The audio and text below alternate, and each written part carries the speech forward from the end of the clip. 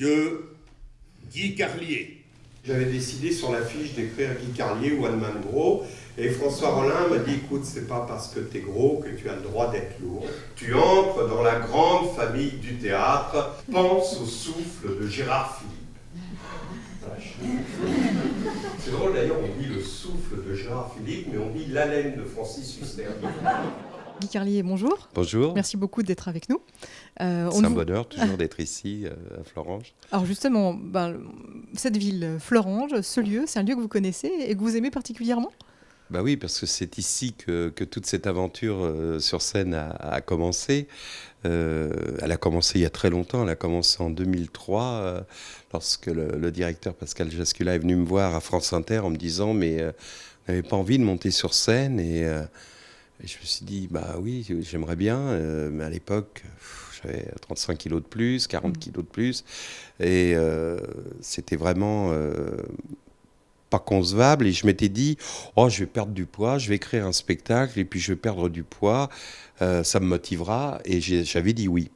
Et au lieu de perdre les 40 kilos que je devais perdre, j'en ai repris 20, ce qui fait que quelques semaines avant, j'ai dû annuler. Donc Pascal a organisé un plateau, les amis de Guy Carlier, avec, je ne sais plus qui y avait, à l'évêque, enfin des gens, des humoristes du Fou du Roi. Et je suis venu voir les gens quand même, le public, pour leur expliquer, leur montrer que pour quelles raisons je jouais pas. Et je leur ai promis que je jouerais la première du vrai spectacle un jour chez eux. La première fois où je suis monté sur une scène, c'était ici, à la Passerelle. Je venais de terminer l'écriture du spectacle avec François Rollin, donc c'était vraiment...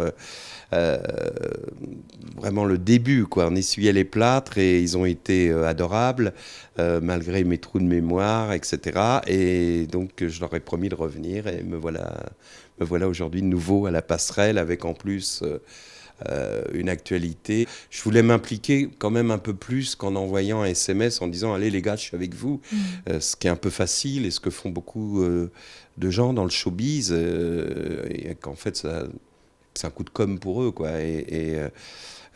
Donc, je n'avais pas du tout envie de faire ça. Et je suis heureux de les rencontrer, je suis ému. Voilà un chèque de 2000 € que je te donne avec plaisir.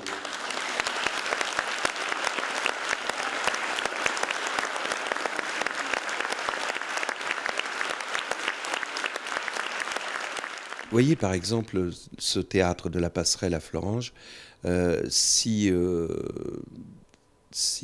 la sidérurgie s'écroule, s'il n'y a plus rien, il n'y aura plus de culture non plus. C'est-à-dire que les gens qui viennent ici parce que les abonnements sont bon marché, parce qu'ils arrivent, ils n'auront même plus les moyens de payer la petite part de l'abonnement, et donc ils auront comme alternative de regarder TF1 en mangeant des chips, quoi. Et ça, c'est terrible. Et comment dirais-je, le désastre de l'emploi entraîne forcément un désastre culturel, bien entendu. Florence, pour moi, c'est un peu le symbole de... C'est pas Florence qui a changé, c'est le monde qui change, quoi. Et on va vers une espèce de... Je suis assez pessimiste là-dessus, de monde à deux vitesses, quoi, avec un monde low cost et un monde VIP. Et ça, c'est le symbole de ça, ArcelorMittal. Pour revenir à votre spectacle, vous, que vous allez rejouer ici, Oui. Ici et maintenant, vous parliez tout à l'heure de... finalement, c'est quelque chose qui vous animait depuis toujours, de monter sur scène ? Oui, c'était... J'ai dit que c'était mon dernier rêve, quoi. C'est-à-dire que j'ai passé ma vie à essayer de réaliser des rêves d'enfant. Je ne les ai pas tous réalisés, mais j'en ai fait pas mal. Je me souviens de mon premier disque, c'était Johnny Hallyday. Je lui ai écrit une chanson 45 ans plus tard.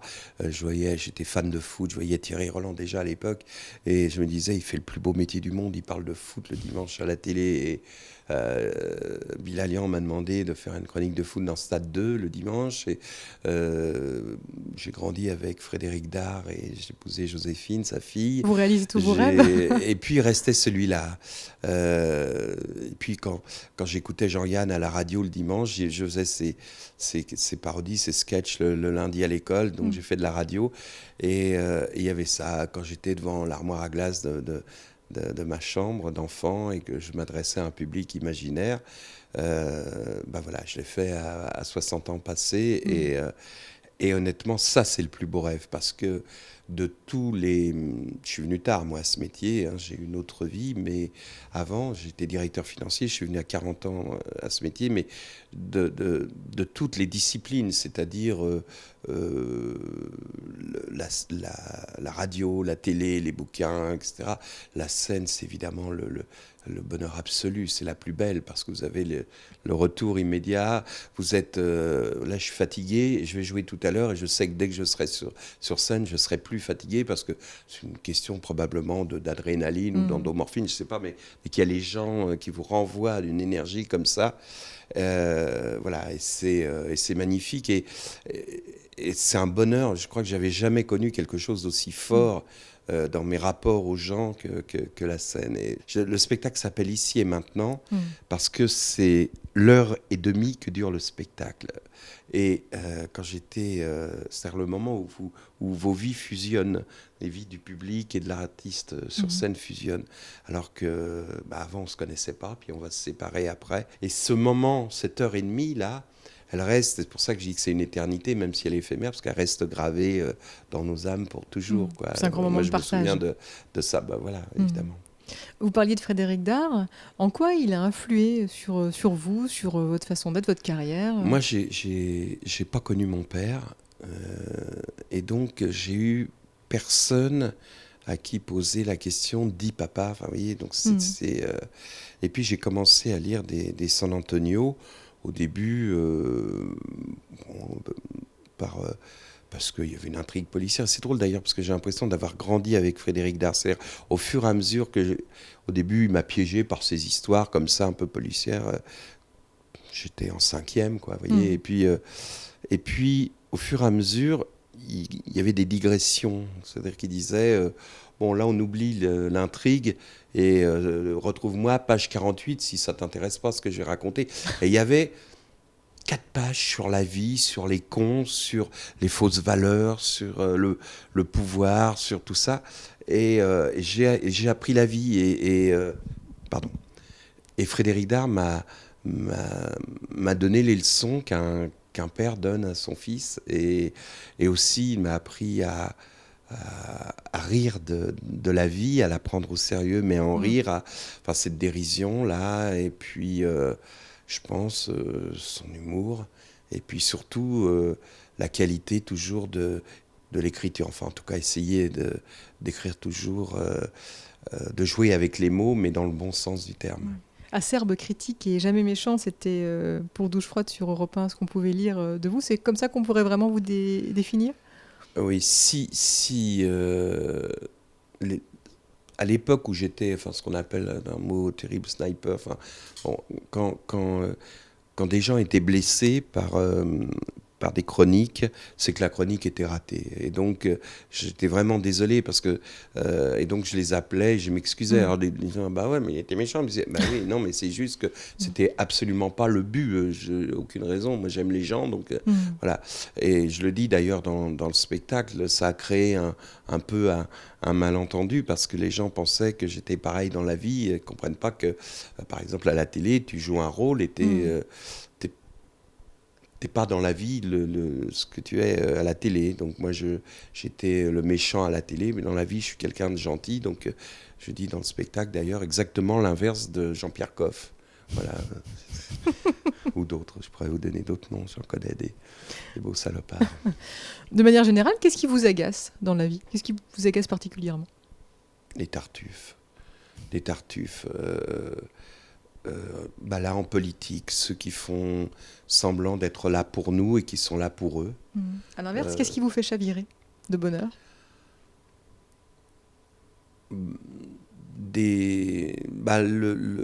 On parlait de culture, je peux être bouleversé par un dialogue dans un film, une phrase ou dans une chanson, quelque chose comme ça qui me donne le vertige, voilà, ou tout à coup une image devant une école de gamins, devant un lycée qui s'embrassent. Enfin, vous voyez, c'est le truc de Prévert, les enfants qui s'aiment, quoi. Mais voilà, il y a des choses comme ça dans la vie j'aime bien saisir au vol comme des cadeaux, comme ça. Et il y en a toujours. Je pense qu'il y a toujours matière à ça. Et puis les rencontres, je vous parlais de l'éternité éphémère. Chaque rencontre est une éternité éphémère, quoi. Vous avez dit un film, une phrase, une chanson. Si vous deviez justement citer peut-être un film de chevet, un livre de chevet, une chanson. Je parle dans le spectacle d'un film de Bertrand Blier qui s'appelle Trop belle pour toi, où Depardieu, qui est marié avec Carole Bouquet, tombe amoureux de Josiane Balasco. Et alors, ils ont une histoire d'amour improbable mais magnifique. Et le lendemain de leur première nuit d'amour, Balasco arrive dans le métro et c'est très bien filmé parce qu'elle est lumineuse. Les gens sont grisâtres dans le métro et elle arrive près d'un bonhomme qui lit son journal et elle lui dit, vous savez, je suis la plus heureuse des femmes parce que j'ai fait l'amour toute la nuit avec l'homme que j'aime et qui m'aime. Et le mec a peur, il dit, mais pourquoi vous me dites ça à moi? Elle lui dit, parce que bonheur, cadeau, partage. Et je trouve ces trois mots-là, cet extrait-là de dialogue m'a accompagné. C'est des choses qui nous aident à vivre comme ça. Une chanson, j'ai une chanson qui me crucifie à chaque fois. C'est une chanson de Brel qui s'appelle Orly, où il raconte, il est dans un aéroport, évidemment. Et il commence en disant, ils sont plus de 2000 et je ne vois que 2, c'est un couple qui se sépare. Et il raconte cette séparation. Donc l'un part, prend l'avion, et l'autre, c'est incroyable. Et à un moment, le type s'en va, donc. Et là, il dit, il parle de la fille qui reste, il dit, ses bras vont jusqu'à terre, elle a 1000 ans, elle connaît sa mort, elle vient de la croiser. Et chaque phrase est comme ça, de ce niveau-là. Et la dernière phrase de la chanson, je ne peux rien pour eux que la foule grignote comme un quelconque fruit. Voilà, c'est une chanson mais extraordinaire. Vous êtes un grand romantique. Non, je crois qu'on est tous, une sensibilité comme ça. Non, je pense que c'est le talent les choses réussies sur le plan artistique sont celles qui arrivent à vous rendre justement romantique ou vous voyez, par exemple, moi je vois un film de Woody Allen ou un film de Jaoui Bakri, je ressors, j'ai l'impression d'être plus intelligente, je suis heureux, d'être plus spirituel, voilà, ça me rend heureux. À quoi vous rêvez là pour la suite? Nouveau spectacle? Je sais pas. Nouveau livre? Mais non, il s'est trouvé qu'une réalisatrice est venue me voir à Paris et m'a demandé de tourner dans son prochain film. Bon. Donc ça va être une aventure dont je rêvais pas forcément, mais une belle aventure quand même. Et puis, je sais pas, peut-être on va écrire un deuxième spectacle avec François Rollin. Eh ben, merci beaucoup. Merci à vous. Merci.